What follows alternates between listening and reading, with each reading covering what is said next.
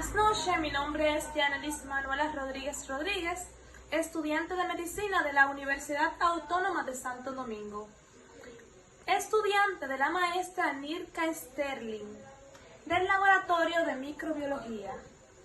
Le estaré dando una pequeña presentación. Como primer tópico vamos a tener lo que es con cuál finalidad se utilizan los colorantes en el laboratorio de microbiología y cómo se usan según su carga.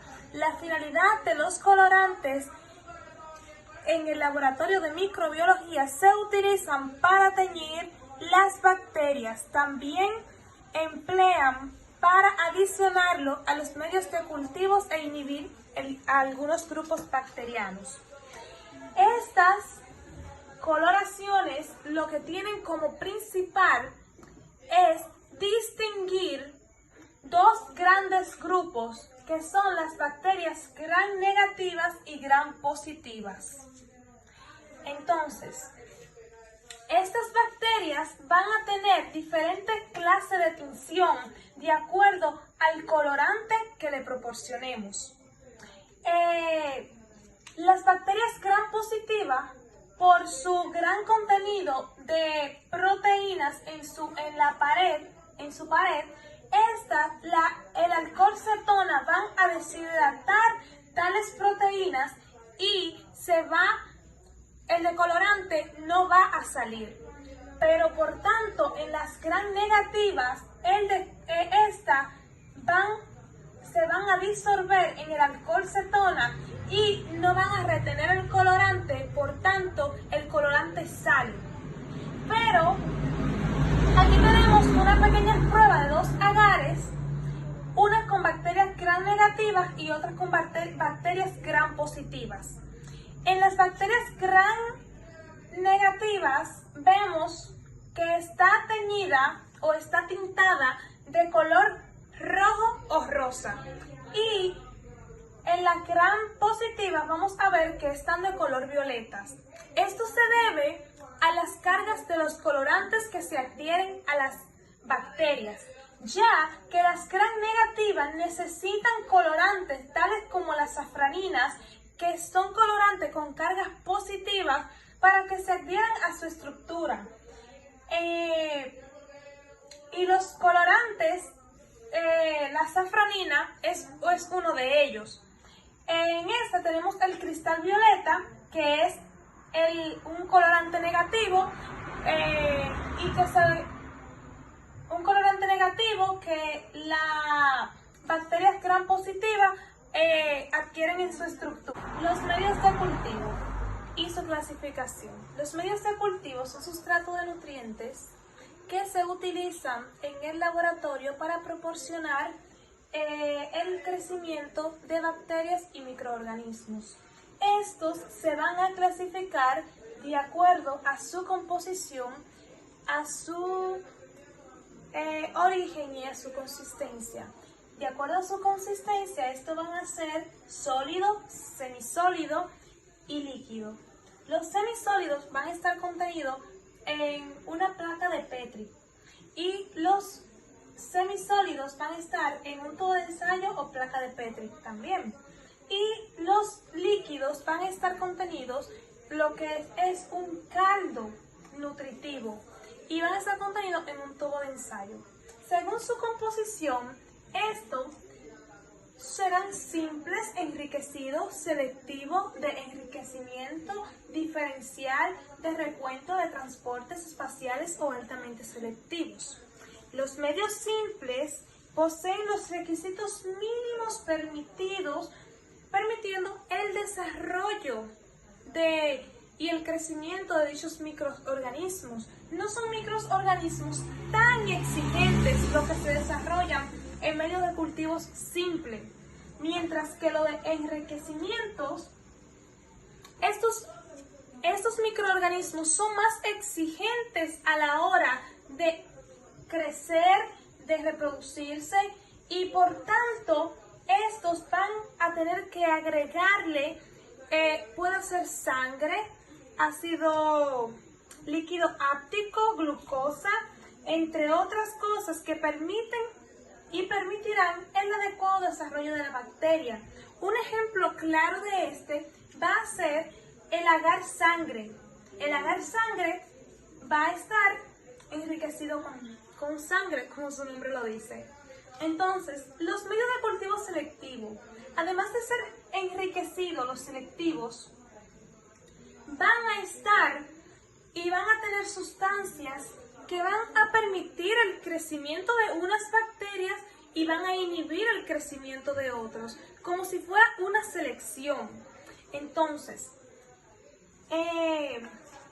por tanto, estos se obtendrán añadiendo nutrientes básicos, compuestos químicos y, como es el caso de el caldo lactosado de bilis brillantes, que este va a tener bilis que inhibirán las bacterias gram positivas y tendrá lactosa que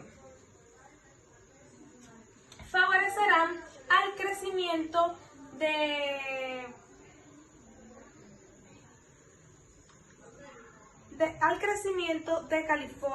califormis, que se considera selectivo. Por otra parte, vamos a tener lo que es el manitol salado. El manitol salado, vamos a hacer lectura del siguiente. Cuando se presenta amarillo, significa que hizo uso del manitol. Cuando se presenta rojo, significa que no hizo uso del manitol para su crecimiento. Por tanto, las bacterias que utilizarán el manitol para su crecimiento van a ser las bacterias gram positivas. Y las bacterias que no utilizarán el manitol para su crecimiento serán las bacterias gram negativas.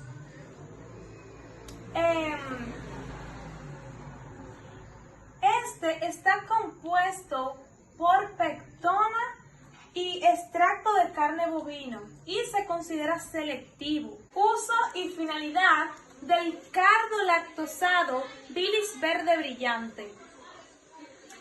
Este tiene como finalidad que es un medio de cultivo selectivo. Ayuda a la diferenciación de bacterias. Está compuesto por bilis y azúcar lactosa. La bilis inhibe las bacterias gram positivas y el azúcar lactosa ayuda al crecimiento de califormis, por lo que se considera un medio selectivo para este. Ahora vamos a proseguir a la interpretación de el triple sugar ion, que va a tener 3 azúcares en su estructura, que van a ser la lactosa, la sacarosa y la glucosa. Dependiendo de la utilización o no de dichas azúcares, se va a hacer la interpretación de esta prueba. También vamos a tener lo que es un indicador de pH, que será el rojo fenol. El rojo fenol, en presencia de ácidos, el indicador de pH se vira al color amarillo y se leerá A. Pero si no hay presencia de ácido, permanecerá rojo y se leerá como K. Vamos a hacer lectura ahora en la superficie del tubo. Si se torna amarillo, la superficie, vamos a decir que, como aquí amarillo en la superficie, vamos a decir que hubo un uso de la lactosa o sacarosa en la superficie y se interpretará como A. Pero si la superficie se tornará roja, esto quiere decir que no utilizará la sacarosa o la lactosa para el crecimiento de dichas bacterias en superficie y se leerá como K. Ahora bien, en la profundidad de este tubo, si la profundidad se torna de color amarillo, hubo utilización de glucosa en la profundidad del tubo y se leerá como A. Entonces, si en la profundidad vamos a encontrar el color rojo. Esto quiere decir que no hubo utilización de la glucosa para el crecimiento de dichas bacterias en profundidad y se leerá como K. Resistencia microbiana y el antibiograma. La resistencia microbiana la definimos como la capacidad que tienen la bacteria de resistirse a algunos medicamentos o antibióticos, y por eso no se puede lograr dicho fin, que sería controlar o eliminar esas bacterias. Cuando no se controlan ni se inhiben esas bacterias ni se eliminan, lo que quiere decir que esa bacteria es resistente microbiana. Y el antibiograma lo podemos definir como se utiliza para determinar qué agente microbiano será capaz de inhibir o de no inhibir dichas bacterias o medicamentos. Bueno, aquí vamos a explicar un poquito más sobre lo que es el antibiograma. En antibiogramas aquí podemos ver diferentes medicamentos en cepas en un agar, en una paca Petri. Entonces ahí van a haber cepas microbianas. Entonces, si no crece bacteria alrededor de esta, quiere decir que este medicamento es efectivo para eliminarla o controlarla. Pero de lo contrario, que crezcan a su alrededor, quiere decir que ese medicamento tiene una resistencia microbiana. Por tanto, en conclusión, mientras más grande sea el aro a su alrededor, más efectivo será el medicamento. Vamos a proceder lo que es la diferencia entre un desinfectante y un antiséptico.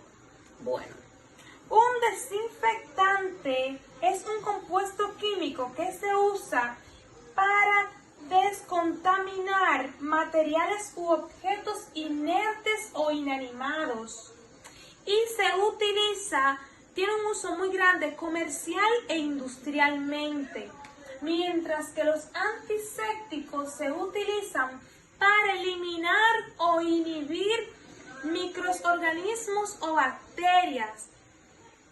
Estos pueden ser utilizados en tejidos vivos y mucosas, ya que tienen escasa toxicidad. Hoy en día podemos ver, por toda esta situación que estamos hoy atravesando, lo que es esta pandemia, tenemos que hacer mucho uso del desinfectante y del antiséptico.